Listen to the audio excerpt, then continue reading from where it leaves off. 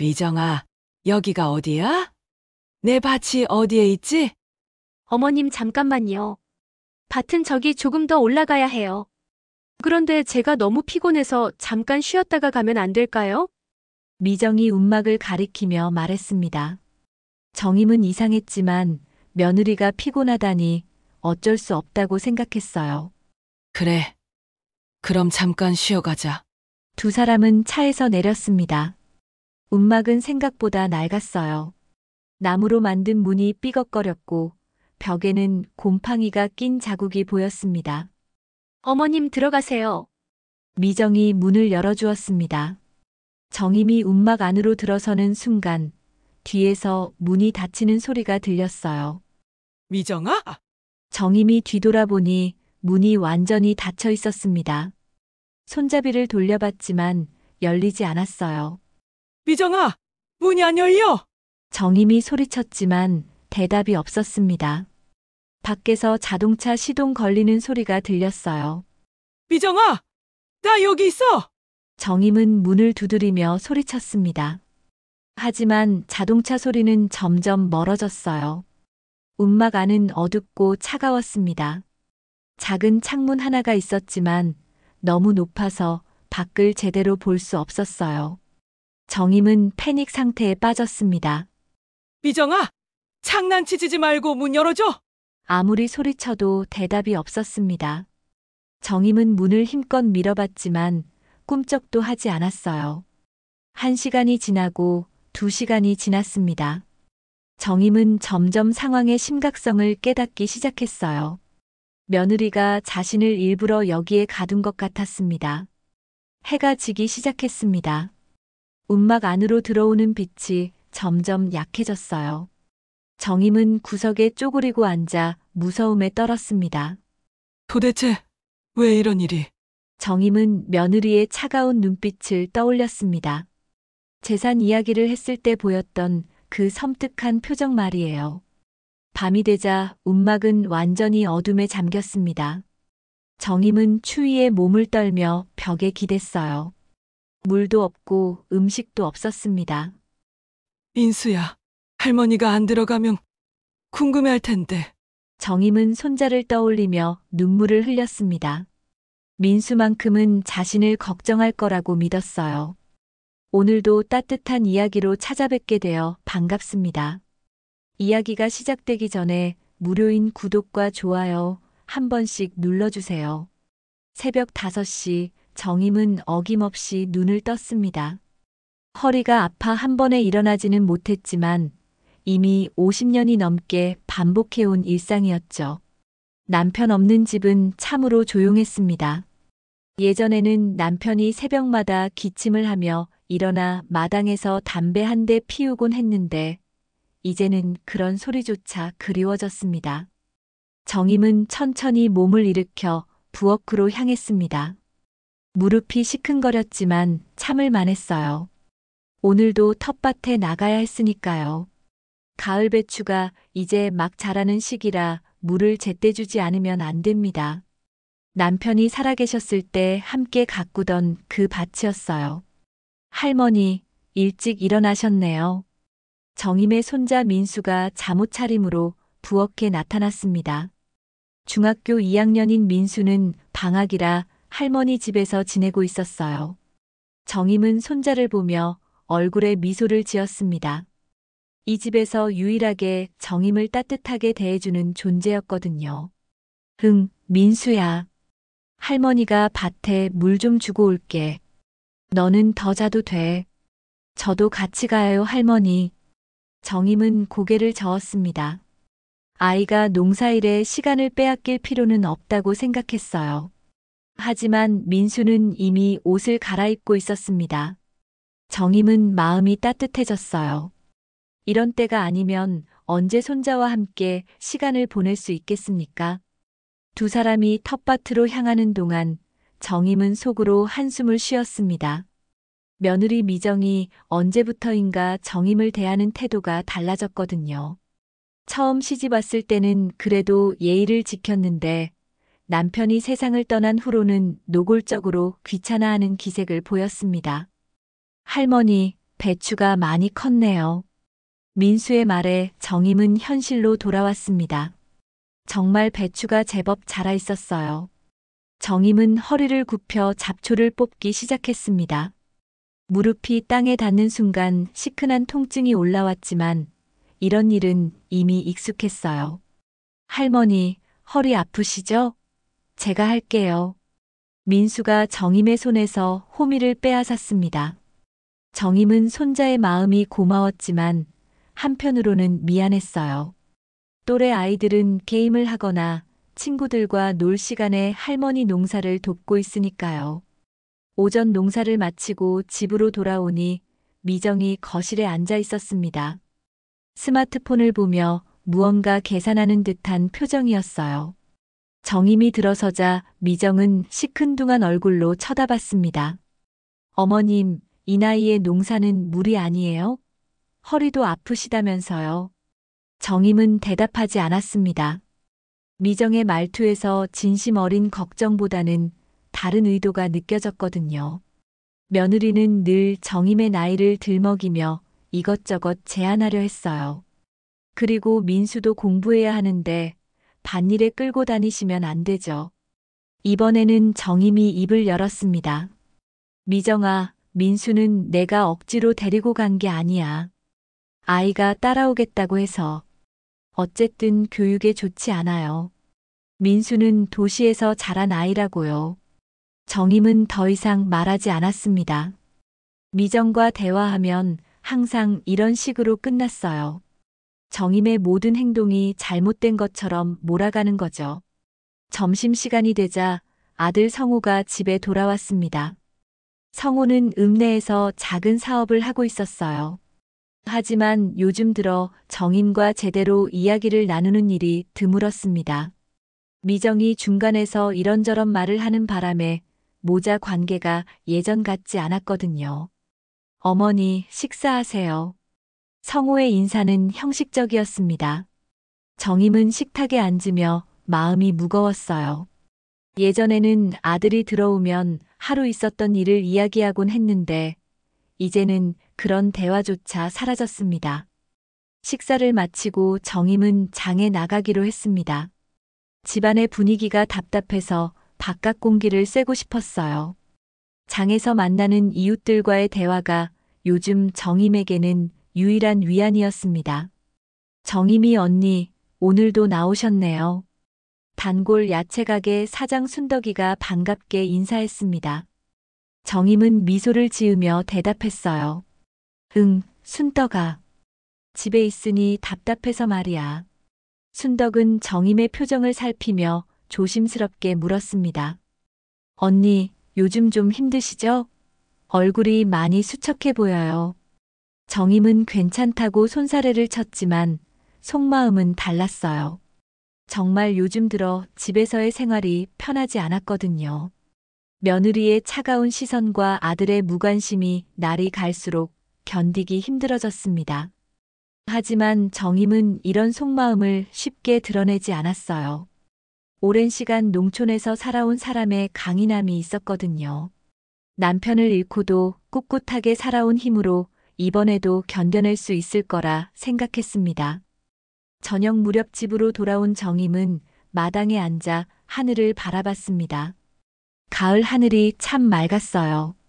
남편이 살아있을 때 함께 이런 하늘을 바라보며 이런저런 이야기를 나누곤 했는데 이제는 혼자만의 시간이 되었습니다. 이때 민수가 다가와 정임 옆에 앉았습니다. 할머니, 무슨 생각하세요? 아무 생각 안 해, 민수야. 하지만 정임의 마음속에는 많은 생각이 스쳐 지나갔습니다. 과연 이 집에서 자신의 자리가 어디까지인지, 며느리가 자신을 어떻게 생각하는지, 그리고 아들은 왜 이렇게 변했는지에 대한 생각들 말이에요. 며칠 후 저녁 미정은 성우와 함께 정임 앞에 나타났습니다. 평소와 다른 점이 있다면 두 사람 모두 표정이 진지했다는 거였어요. 정임은 텔레비전을 보고 있었는데 갑자기 앞을 가로막은 며느리를 올려다봤습니다. 어머님, 잠깐 이야기 좀 할게요. 미정의 목소리에는 평소보다 더 단호함이 담겨 있었습니다. 성호는 옆에서 불편한 듯 시선을 피했어요. 정임은 텔레비전을 끄고 미정을 바라봤습니다. 무슨 이야기인데? 어머님 재산 관리 말이에요. 미정이 바로 본론을 꺼냈습니다. 정임의 눈썹이 살짝 올라갔어요. 재산이라니 갑자기 웬 재산 이야기인지 의아했습니다. 재산이 뭐가 있다고 그래? 어머님 모르는 척하지 마세요. 이 집도 있고 뒷산 밭도 있고 은행에 예금도 꽤 있잖아요. 미정의 말에 정임은 당황했습니다. 며느리가 자신의 재산 규모를 이렇게 자세히 알고 있다는 게 놀라웠어요. 은행 예금까지 알고 있다니 도대체 어떻게 알아낸 건지 궁금했습니다. 그래서 뭘 얻으려고 그래? 어머님 연세가 이제 75이잖아요. 혼자서 재산 관리하시기 힘드실 거예요. 사기도 많이 당하시고요. 미정은 걱정스러운 표정을 지었지만 정임의 눈에는 그 표정이 전혀 진실되게 보이지 않았습니다. 오히려 무언가를 노리는 듯한 기색이 역력했어요. 사기는 무슨 사기를 당해? 나는 집에서 농사나 짓고 사는데. 그래도 어머님, 요즘 세상이 얼마나 험한지 아세요? 특히 혼자 사시는 어르신들 노리는 사람들이 얼마나 많은데요. 성호가 입을 열었습니다. 어머니, 미정이 말이 맞아요. 어머니 혼자서는 위험할 수도 있어요. 정임은 아들의 말을 듣고 실망감을 감추지 못했습니다. 아들마저 며느리 편에 서서 자신을 몰아붙이는 것 같았어요. 그래서 저희가 대신 관리해 드리려고요. 어머님은 편히 쉬시고 재산 관리는 저희가 할게요. 미정의 제안에 정임은 고개를 저었습니다. 재산을 넘기라는 건 결국 자신의 모든 것을 포기하라는 뜻이었거든요. 안 돼. 내가 번 돈은 내가 관리할 거야. 어머님, 왜 그렇게 고집 부리세요? 저희가 나쁜 마음으로 하는 말이 아니라고요. 미정의 목소리가 점점 날카로워졌습니다. 정임은 며느리의 진심을 읽을 수 있었어요. 걱정이 아니라 탐욕이었습니다. 미정아, 나는 아직 정신도 멀쩡하고 몸도 건강해. 재산 관리 정도는 충분히 할 수 있어. 하지만 어머님 나이를 생각하면 나이가 뭐가 문제야? 내 돈인데 내가 관리하는 게 당연하지 않아? 정임의 목소리에 단호함이 담겼습니다. 미정은 입술을 깨물며 성호를 쳐다봤어요. 여보, 어머님한테 좀 말씀드려봐요. 성호는 난처한 표정으로 정임을 바라봤습니다. 어머니, 미정이 걱정해서 하는 말이에요. 저희를 믿어보시는 게 어때요? 성호야, 너는 어째서 며느리 말만 듣니? 내가 언제 재산 관리를 못한다고 했어? 정임의 말에 성호는 대답하지 못했습니다. 미정이 다시 나섰어요. 어머님, 그럼 이렇게 하죠. 통장이라도 저희가 보관할게요. 어머님께서 필요하실 때마다 말씀하시면 되고요. 그것도 안 돼.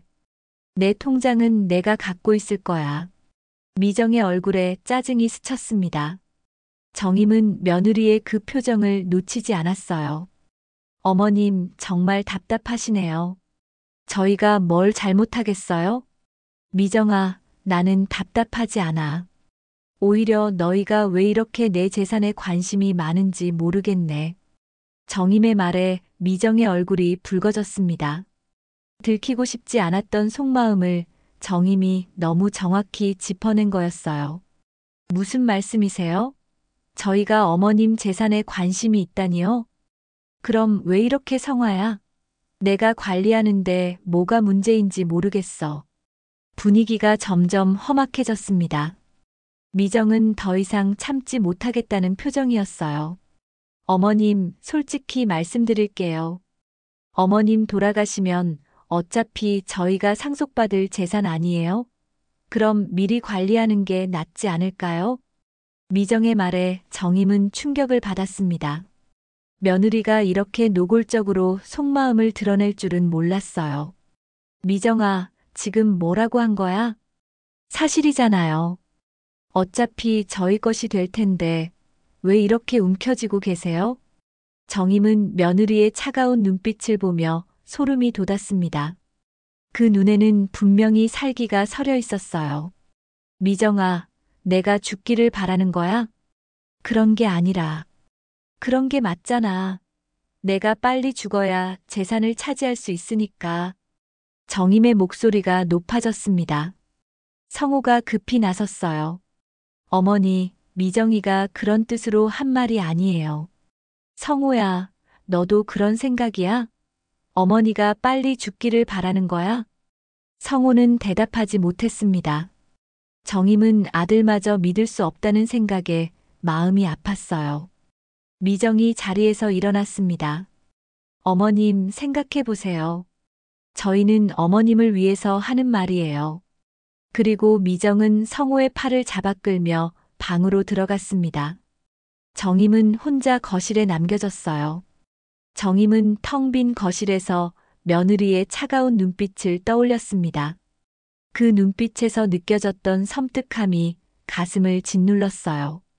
과연 이 집에서 자신이 안전할 수 있을까 하는 불안감이 밀려왔습니다. 그로부터 일주일이 지났습니다. 미정은 재산 이야기를 꺼낸 후로 정임에게 더욱 차갑게 굴었어요. 아침 인사도 제대로 하지 않았고 밥상도 따로 차려주지 않았습니다. 정임은 혼자서 끼니를 해결해야 했죠.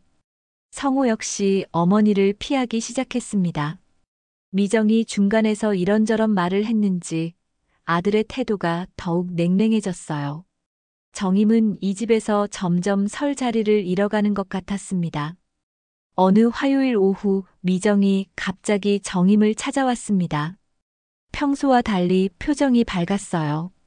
어머님, 오늘 날씨가 정말 좋네요.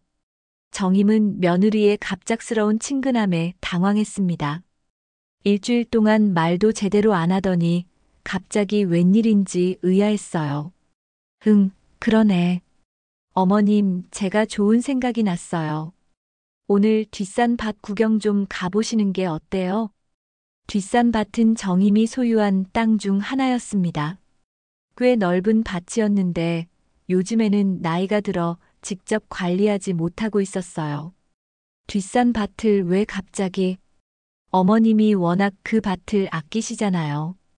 요즘 어떻게 되어 가는지 한번 보러 가시면 좋을 것 같아서요. 미정의 제안에 정임은 고민했습니다. 사실 뒷산 밭이 궁금하기는 했어요. 남편과 함께 개간했던 소중한 땅이었거든요.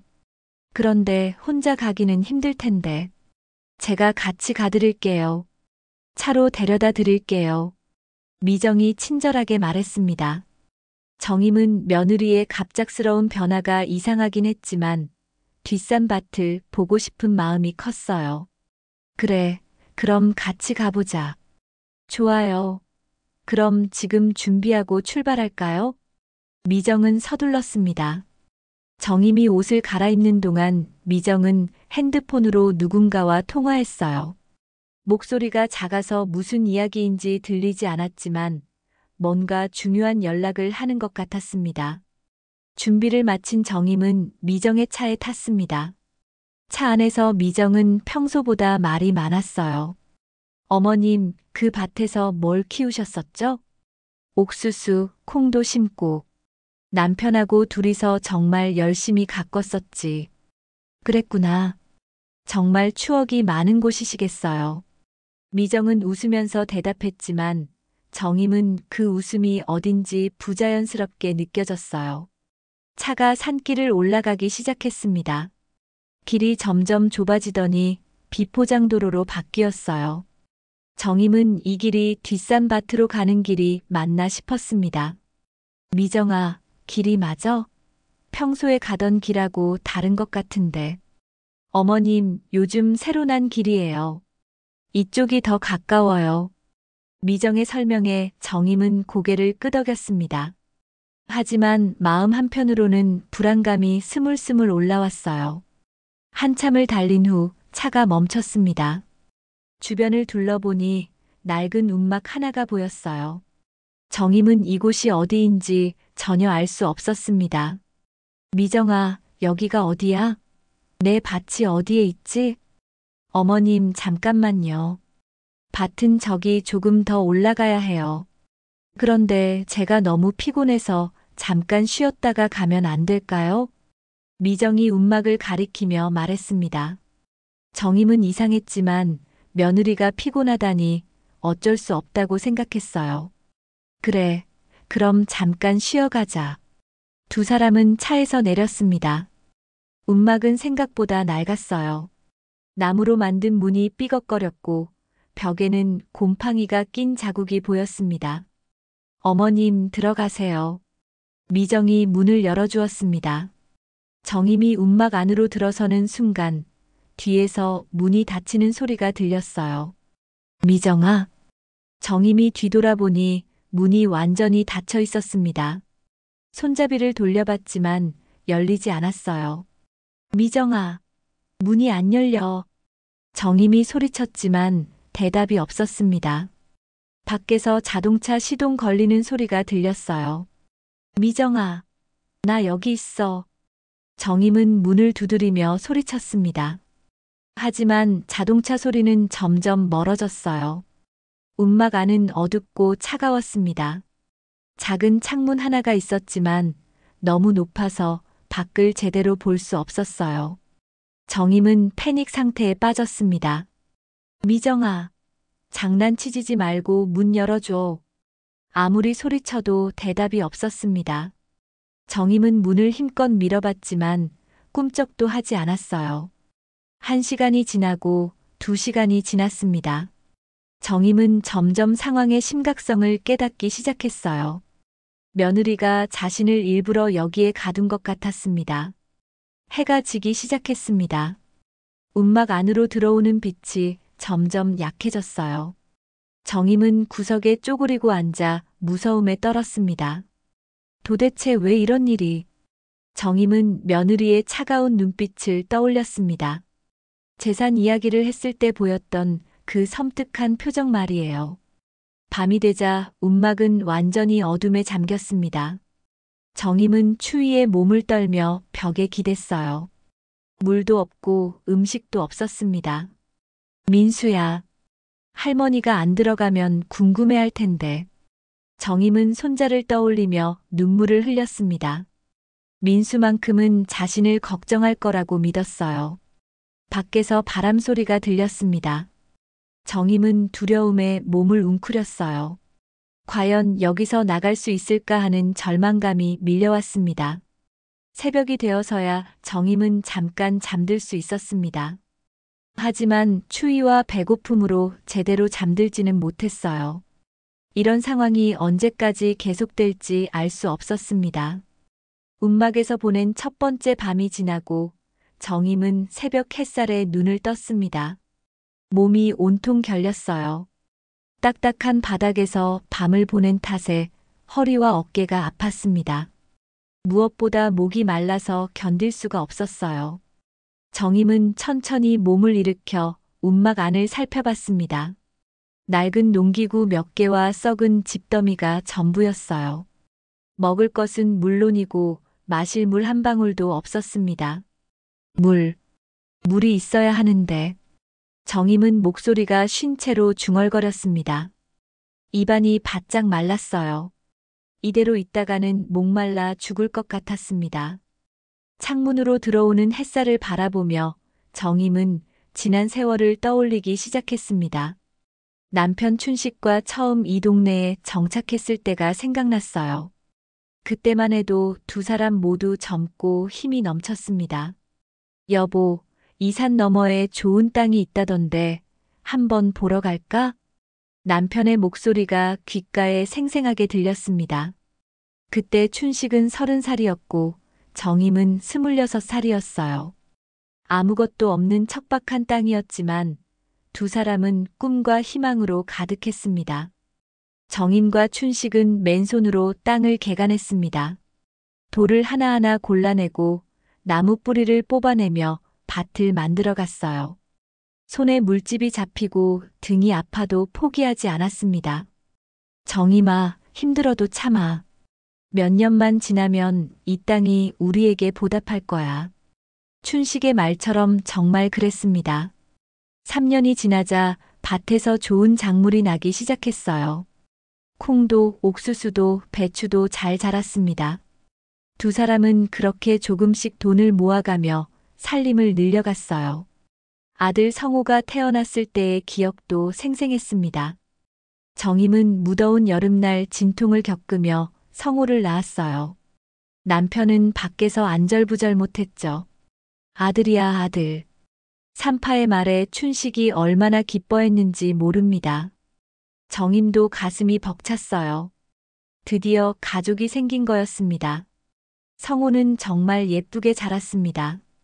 정임과 춘식은 아들을 위해서라면 뭐든 할 준비가 되어 있었어요. 농사일이 아무리 힘들어도 성호가 웃는 얼굴을 보면 피로가 날아갔습니다. 우리 성호는 공부 잘해서 도시에 나가서 큰 사람이 될 거야. 춘식은 늘 그렇게 말했습니다. 정임도 같은 생각이었어요. 아들만은 자신들처럼 고생하지 않고 살기를 바랐습니다. 성호가 중학교에 들어갈 때였습니다. 정임과 춘식은 아들을 읍내 학교에 보내기로 했어요. 농촌의 작은 학교보다는 더 좋은 교육을 받을 수 있다고 생각했거든요. 성호야, 공부 열심히 해라. 아빠 엄마가 농사지어서 뒷바라지 할 테니까. 그때 성호는 고개를 끄덕이며 약속했습니다. 정말 열심히 공부하겠다고요. 그 약속을 지키듯 성호는 중학교, 고등학교 내내 성적이 좋았어요. 대학에 들어간 성호를 보며 정임과 춘식은 얼마나 자랑스러워했는지 모릅니다. 농촌 출신으로 대학에 가는 건 쉬운 일이 아니었거든요. 하지만 성호가 대학을 졸업하고 돌아왔을 때부터 조금씩 달라지기 시작했습니다. 도시 생활을 하며 농촌을 부끄러워하는 것 같았어요. 어머니, 아버지, 저 도시에서 사업 좀 해보려고요. 성호의 말에 정임과 춘식은 흔쾌히 돈을 내주었습니다. 아들이 하고 싶어 하는 일이라면 뭐든 지원해주고 싶었거든요. 그렇게 성호는 읍내에서 작은 사업을 시작했습니다. 처음에는 잘 되는 듯 했어요. 그리고 미정과 결혼도 했죠. 미정이 처음 시집 왔을 때를 정임은 생생히 기억했습니다. 도시에서 자란 며느리는 농촌 생활이 불편해 보였어요. 하지만 정임은 며느리를 따뜻하게 맞아주려고 노력했습니다. 미정아, 농촌이 불편하겠지만 조금씩 익숙해질 거야. 네, 어머님. 열심히 배워볼게요. 그때만 해도 미정은 예의 바르게 대답했습니다. 정임은 며느리가 마음씨 좋은 사람이라고 생각했어요. 손자 민수가 태어났을 때의 기쁨도 잊을 수 없었습니다. 정임은 손자를 보자마자 눈물이 났어요.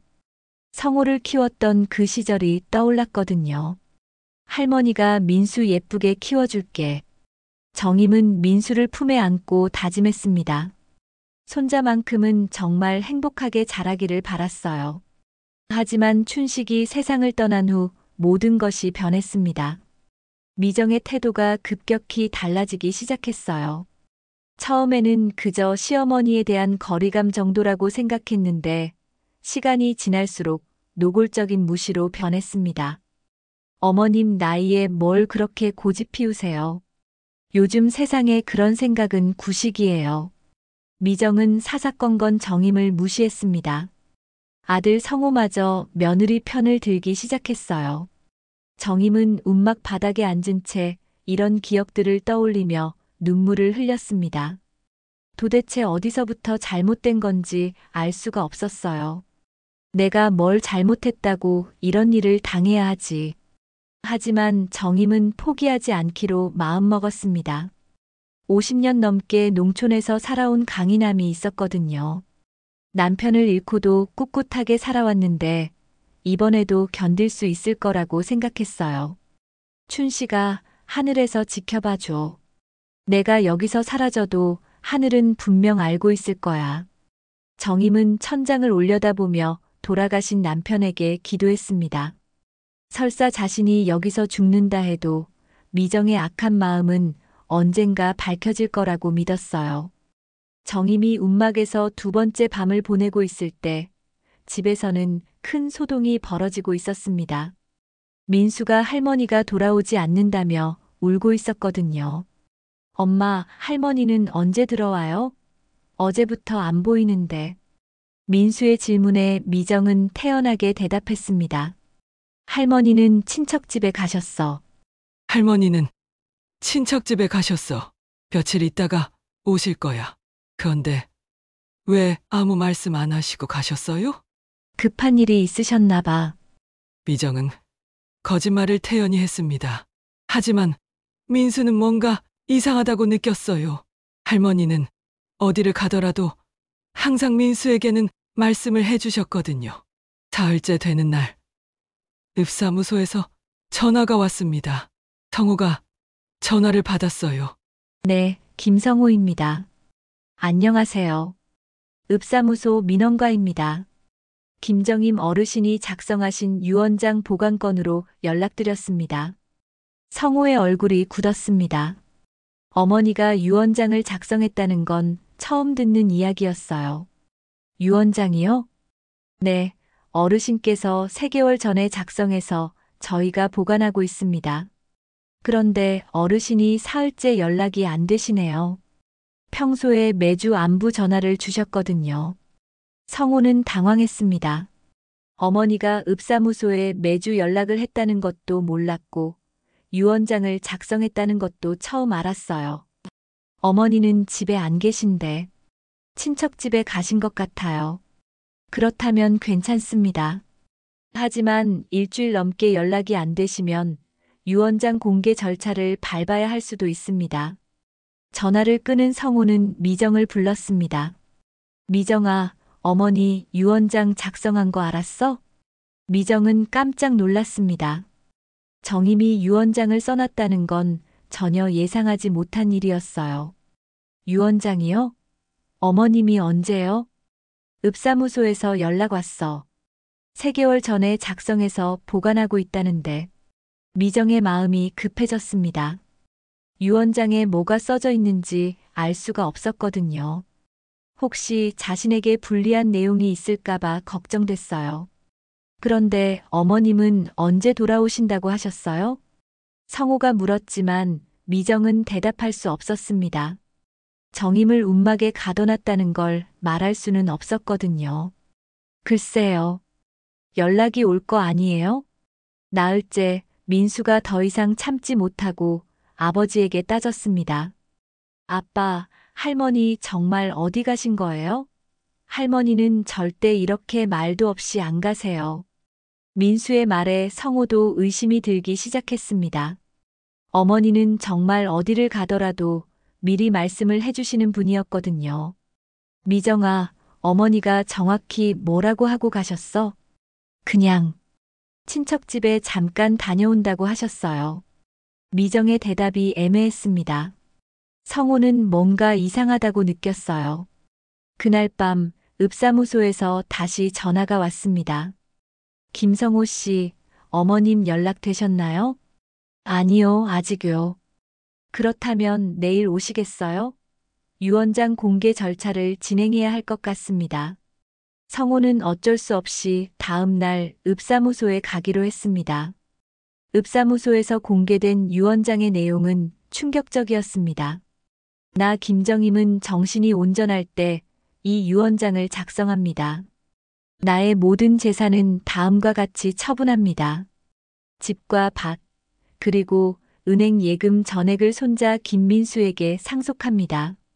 며느리 윤미정과 아들 김성호에게는 상속하지 않습니다. 유언장을 읽은 성호는 말이 나오지 않았습니다. 어머니가 자신과 미정을 완전히 배제하고 민수에게만 재산을 물려주겠다고 한 거였어요. 더 충격적인 것은 유언장 마지막 부분이었습니다. 만약 내가 의문의 죽음을 당하거나 실종된다면 며느리 윤미정을 조사해 보기 바랍니다. 며느리가 나의 재산을 노리고 있으며 나에게 해를 가할 가능성이 있습니다. 성호는 유언장을 읽고 충격에 빠졌습니다. 어머니가 미정을 그렇게 불신하고 있었다는 게 믿어지지 않았어요. 집으로 돌아온 성호는 미정을 불렀습니다. 미정아, 어머니 유 원장 봤어. 미정의 얼굴이 창백해졌습니다. 뭐라고 써 있어요? 모든 재산을 민수에게 상속한다고 되어 있어. 그리고 성호는 잠시 말을 멈췄습니다. 그리고 뭐요? 내가 어머니에게 해를 가할 수도 있다고 써 있어. 미정은 벌떡 일어났습니다. 말도 안 돼요. 제가 어머님에게 뭘 어째요? 그럼 어머니는 대체 어디 계신 거야? 벌써 닷새째야. 성호의 목소리가 높아졌습니다. 미정은 대답하지 못했어요. 그때 민수가 방에서 나왔습니다. 아이의 눈이 빨갛게 부어 있었어요. 아빠, 할머니 찾아야 해요. 할머니가 위험에 처해 있을지도 몰라요. 민수의 말에 성호는 더욱 불안해졌습니다. 미정아, 정말로 어머니가 어디 가셨는지 모르는 거야? 미정은 식은땀을 흘리며 대답했습니다. 정말 몰라요. 친척집에 가신다고 하셨는데. 그럼 친척집은 어디야? 연락해보자. 미정은 당황했습니다. 거짓말이 들통날 위험이 있었어요. 글쎄요. 정확히 어디라고 안 하셨어요. 성호는 미정의 말이 앞뒤가 안 맞는다는 걸 깨달았습니다. 유 원장의 경고가 현실이 되는 건 아닌지 두려워졌어요. 내일 경찰서에 실종 신고를 해야겠어. 성호의 말에 미정은 더욱 당황했습니다. 경찰이 나서면 모든 게 들통날 수 있었거든요. 그날 밤 미정은 잠을 이루지 못했습니다. 정임을 어떻게 처리해야 할지 고민했어요. 이대로 두면 정임이 죽을 수도 있었고, 그러면 정말 큰일이 날 것 같았습니다. 다음 날 아침 성호는 경찰서에 실종 신고를 접수했습니다. 담당 경찰관은 유 원장 내용을 듣고 심각한 표정을 지었어요. 며느리를 의심한다는 내용이 유 원장에 있다고 하셨죠? 네, 그렇습니다. 그럼 일단 가족들부터 조사해 봐야겠습니다. 며느리분과 면담이 필요할 것 같은데요. 성호는 고개를 끄덕였지만 마음이 복잡했습니다. 정말 미정이 어머니에게 해를 가한 건 아닐까 하는 의심이 들기 시작했어요. 집으로 돌아온 성호는 미정에게 경찰서 이야기를 했습니다. 미정아, 경찰에서 너와 면담하고 싶어 해. 미정의 얼굴이 하얗게 질렸습니다. 왜 저와요? 유 원장 때문이야. 어머니가 내 이름을 구체적으로 언급하셨거든. 저는 정말 아무것도 안 했어요. 미정이 급하게 부인했지만 성호의 의심은 더욱 깊어졌습니다. 그날 오후 마을 이웃들이 하나둘 소식을 듣고 찾아왔습니다. 정임과 가까웠던 순덕이가 제일 먼저 왔어요. 성호야, 어머님이 정말 실종되신 거야? 네, 할머니. 엿새째 소식이 없어요. 순덕은 고개를 저었습니다. 정임이 언니가 말도 없이 어디 갈 뿐이 아닌데. 뭔가 이상해. 할머니, 어머니가 평소에 뭐라고 하셨어요? 순덕은 성호를 심각하게 바라봤습니다. 성호야, 너희 며느리 말이야. 어머님이 많이 힘들어 하셨어. 힘들어 하셨다고요? 어머님이 며느리가 자꾸 재산 이야기를 한다고 하시더라고. 그리고 눈빛이 무섭다고. 성호는 충격을 받았습니다. 어머니가 이웃에게 그런 이야기까지 하셨다니 상황이 생각보다 심각했던 거였어요. 이때 다른 이웃 할머니들도 나타났습니다. 아, 정임이가 정말 없어진 거야? 그러게 말이야. 워낙 규칙적으로 사시는 분인데 며느리가 워낙 독하다고 소문났잖아. 혹시 할머니들의 수군거림에 성호는 귀를 기울였습니다. 마을 사람들이 이미 미정을 의심하고 있다는 걸 알 수 있었어요. 할머니들 구체적으로 어떤 이야기를 들으셨어요? 정임이가 며느리 때문에 집에서 밥도 제대로 못 먹는다고 하더라고. 그리고 며느리가 재산을 넘기라고 자꾸 압박한다고도 했어. 언니 말로는 며느리 눈빛이 정말 무섭다고 하더라. 이웃들의 증언을 들으며 성호는 점점 미정을 의심하게 됐습니다. 어머니가 혼자서 그런 이야기를 지어낼 리는 없었거든요. 저녁 무렵 민수가 학교에서 돌아와 울음을 터뜨렸습니다. 아빠, 할머니 꼭 찾아주세요. 할머니는 절대 저 혼자 두고 어디 안 가세요. 민수의 울음소리를 들으며 성호는 마음이 아팠습니다. 정말 어머니에게 무슨 일이 생긴 건 아닐까 걱정됐어요. 민수야, 할머니가 마지막에 뭐라고 하셨어? 할머니는 엄마가 무서운 눈으로 본다고 하셨어요. 그리고 재산을 뺏으려 한다고. 민수의 말에 성호는 더욱 확신하게 됐습니다. 민수까지 같은 이야기를 하니까 거짓말일 리 없었어요. 그날 밤 성호는 미정과 진지한 대화를 나눴습니다. 미정아, 정말 솔직하게 말해봐.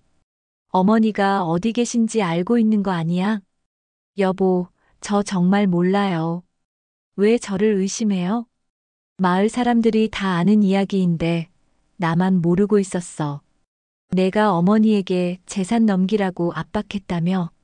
미정은 당황했지만 계속 부인했습니다. 그런 거 아니에요. 그냥 어머님 나이에 관리하시기 힘드실 것 같아서. 그럼 왜 어머니가 그렇게 무서워하셨을까? 성호의 추궁에 미정은 대답하지 못했습니다. 그리고 어머니가 친척집에 가신다고 했는데 정확히 어느 친척집이야? 그게 왜 대답을 못해? 분명히 들었다고 했잖아. 성호의 목소리가 점점 높아졌습니다. 미정은 더 이상 변명할 수 없었어요. 여보, 저 정말 몰라요. 몰라? 그럼 지금까지 거짓말한 거야? 미정은 눈물을 흘리기 시작했습니다. 하지만 성호는 더 이상 속지 않았어요. 미정아, 마지막으로 한 번 더 묻겠어. 어머니가 어디 계신지 정말 모르는 거야? 미정은 고개를 숙였습니다. 더 이상 거짓말을 계속할 수 없을 것 같았어요. 여보, 저는 저는 정말 어머님이 안전하기를 바라요. 미정의 애매한 대답에 성호는 확신했습니다. 미정이 뭔가 숨기고 있다는 걸 말이에요. 내일 경찰이 와서 너를 조사할 거야. 그때까지 생각해봐. 성호는 그렇게 말하고 방을 나갔습니다. 미정은 혼자 남겨져 절망에 빠졌어요. 한편 움막에서는 정임이 나흘째 굶주림과 목마름에 시달리고 있었습니다. 몸이 급격히 약해졌지만 포기하지 않았어요. 언젠가는 누군가 자신을 찾아줄 거라고 믿었습니다. 민수야, 할머니를 찾아줘. 정임은 손자의 이름을 부르며 간절히 기도했습니다. 민수만이 자신의 마지막 희망이었어요. 정임이 움막에 갇힌 지 일주일이 되던 날, 민수는 더 이상 참을 수 없었습니다. 할머니가 그냥 사라질 리 없다는 확신이 있었어요. 아빠, 저 할머니 찾으러 나가볼게요. 민수야, 경찰에서 찾고 있으니까 기다려. 안 돼요. 할머니가 위험할지도 몰라요. 민수는 울음을 터뜨렸습니다. 성호는 아들의 마음을 이해했지만 혼자 나다니는 건 위험하다고 생각했어요. 그때 마을 이웃 할아버지 한 분이 찾아왔습니다. 정임과 가까웠던 이웃 박종수였어요. 성호야, 나도 정임이 찾는 일에 도움이 되고 싶어. 할아버지, 고맙습니다. 그런데 말이야, 며느리가 며칠 전에 차 타고 어디 갔다 온 거 봤어. 성호는 귀를 기울였습니다. 어디로 가더라고요? 뒷산 쪽으로 가더라고. 그런데 혼자 돌아왔어. 박종수의 말에 성호는 소름이 돋았습니다. 혹시 미정이 어머니를 어딘가에 버려둔 건 아닐까 하는 생각이 들었어요. 할아버지, 정확히 언제였어요? 정임이 없어진 그날이었어. 오후쯤 됐었나? 성호는 즉시 미정을 불렀습니다. 미정아, 일주일 전에 뒷산에 갔었어? 미정의 얼굴이 창백해졌습니다. 뒷산요? 아니요, 안 갔는데요. 박할아버지가 보셨다는데 잘못 보신 것 같아요. 하지만 박종수는 확실하다고 했습니다. 내가 분명히 봤어. 미정이가 차 타고 뒷산으로 올라갔다가 혼자 내려왔다고. 미정은 더 이상 부인할 수 없었습니다. 그때는 어머님 밥 보러 간 거예요. 그럼 어머니는? 어머님이 거기서 친척을 만난다고 해서 먼저 내려왔어요. 성호는 미정의 말이 앞뒤가 안 맞는다는 걸 알았습니다. 박종수도 고개를 저었어요. 성호야, 뒷산에 가보자. 뭔가 있을 것 같아. 성호, 민수, 박종수, 그리고 몇몇 이웃들이 뒷산으로 올라갔습니다. 미정은 집에 남겨뒀어요. 산길을 올라가면서 박종수가 말했습니다. 이쪽으로 차가 올라갔어. 비포장도로를 따라 한참 올라가니 외딴 곳에 낡은 움막이 보였습니다. 저기 움막이 있네. 성호가 움막을 가리켰습니다. 민수가 제일 먼저 달려갔어요. 할머니 계세요? 움막 근처에서 민수가 소리쳤을 때 안에서 희미한 대답 소리가 들렸습니다. 민수야? 민수가 맞니? 정임의 목소리였습니다. 민수는 눈물을 흘리며 움막 문을 두드렸어요. 할머니 여기 계셨구나. 민수야, 할머니 여기 갇혀 있어. 문이 안 열려. 성호와 박종수가 달려와서 문을 확인했습니다. 밖에서 자물쇠로 잠겨 있었어요. 자물쇠를 부숴야겠어. 박종수가 돌을 들어 자물쇠를 내리쳤습니다. 몇 번 내리치니 자물쇠가 부서졌어요. 문이 열리자 정임이 쓰러지듯 밖으로 나왔습니다. 일주일 동안 굶주린 탓에 몸이 말라 있었어요. 할머니, 민수가 정임을 부축했습니다. 정임은 손자를 보며 눈물을 흘렸어요. 민수야, 할머니가 정말 무서웠어. 성호도 어머니를 부축하며 미안함을 느꼈습니다. 어머니, 괜찮으세요?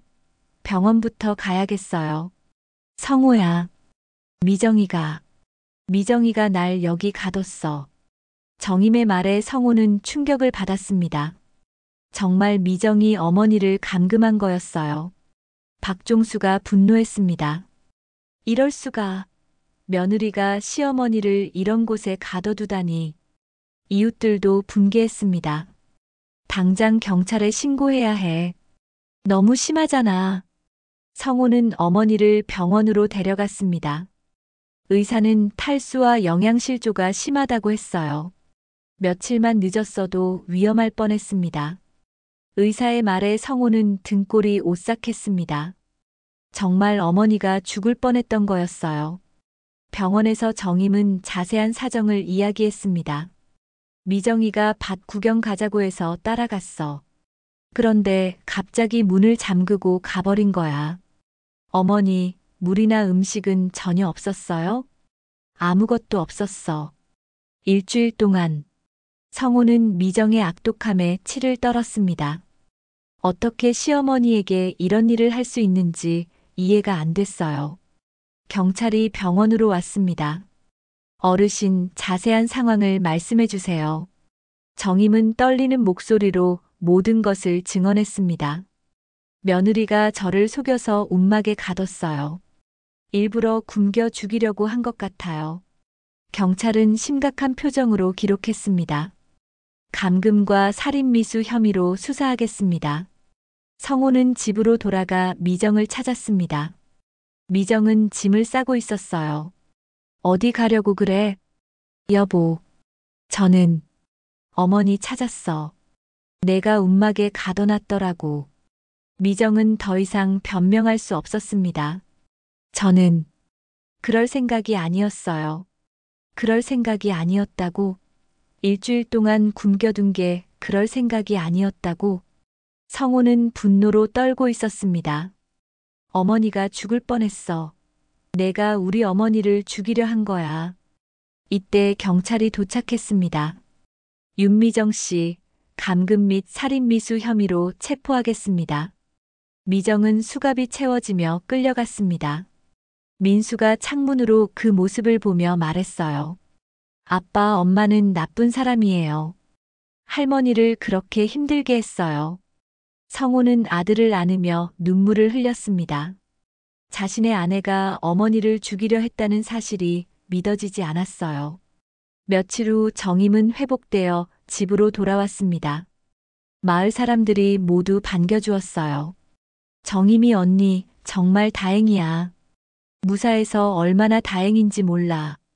정임은 이웃들의 따뜻함에 감동했습니다. 정말 죽을 뻔한 상황에서 살아 돌아온 거였어요. 몇 달 후 법정에서 미정의 재판이 열렸습니다. 정임은 증인석에서 차분하게 증언했어요. 며느리가 저를 움막에 가둔 이유는 제 재산을 빼앗기 위해서였습니다. 미정은 끝까지 부인했습니다. 저는 시어머님을 해칠 생각이 없었어요. 그냥 혼나게 해주려고. 하지만 판사는 미정의 변명을 받아들이지 않았습니다. 일주일간 음식과 물 없이 감금한 것은 명백한 살인미수입니다. 마을 이웃들도 증인으로 나와 증언했어요. 미정 씨가 평소에 시어머니 재산을 노린다고 말하는 걸 여러 번 들었습니다. 정임 어르신이 며느리 때문에 많이 힘들어 하셨어요. 성호도 증언대에 섰습니다. 제가 아내를 제대로 못 말렸습니다. 어머니께 죄송합니다.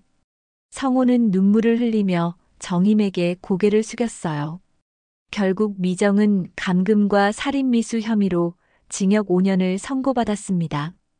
법정을 나서며 미정은 정임을 원망스럽게 쳐다봤지만 정임은 담담했어요.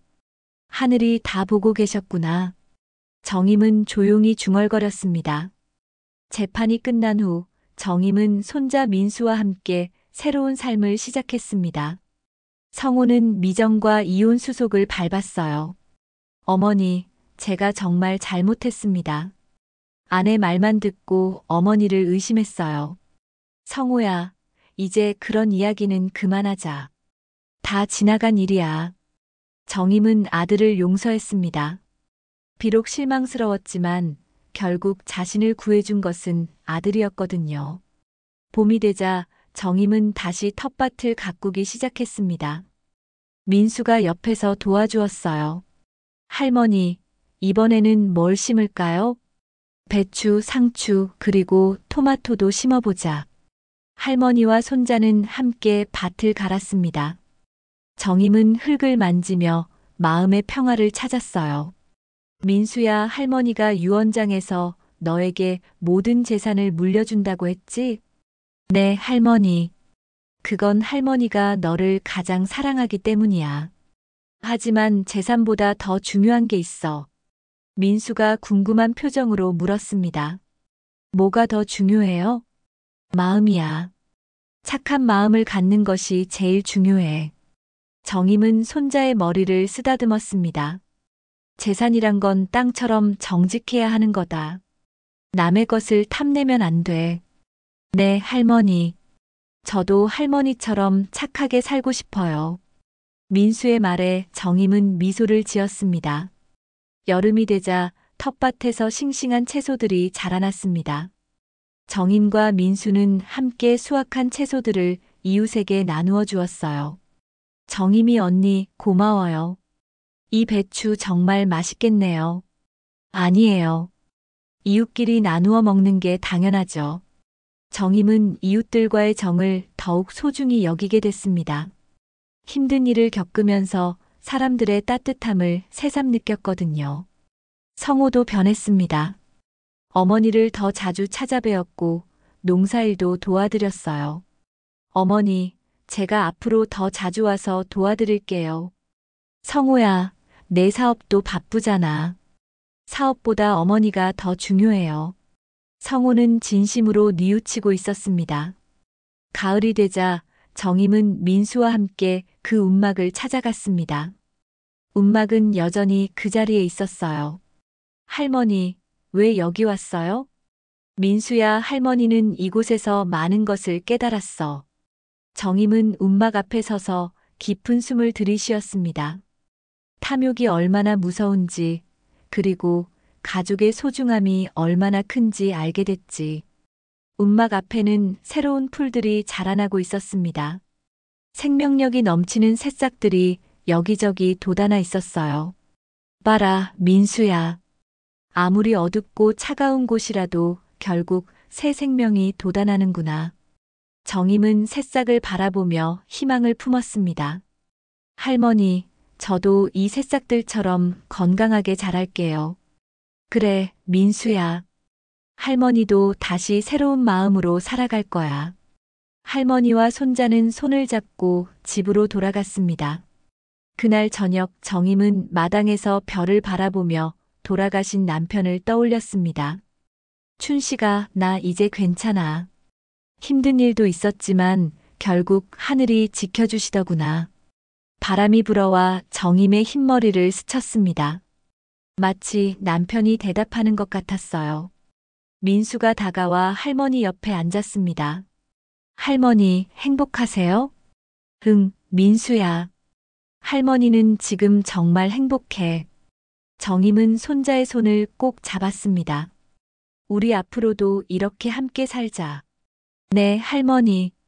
밤하늘에는 별들이 반짝이고 있었습니다.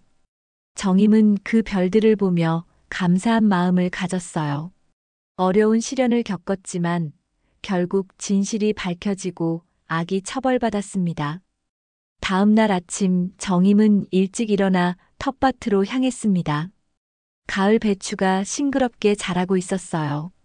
그 모습을 보며 정임은 새로운 다짐을 했습니다.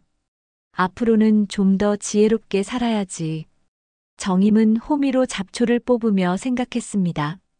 탐욕은 결국 스스로를 파멸시킨다는 교훈을 얻었어요. 움막 근처에는 정말로 새로운 나무 한 그루가 자라나고 있었습니다. 작지만 푸른 잎을 틀어내며 생명력을 뽐내고 있었어요. 그 모습은 정임에게 희망과 용기를 주었습니다. 오늘도 저희 채널을 찾아주신 여러분께 진심으로 감사드립니다. 이야기가 마음에 드신다면 무료인 구독과 좋아요 버튼을 눌러주시고 댓글로 여러분의 소중한 인생 이야기도 들려주세요.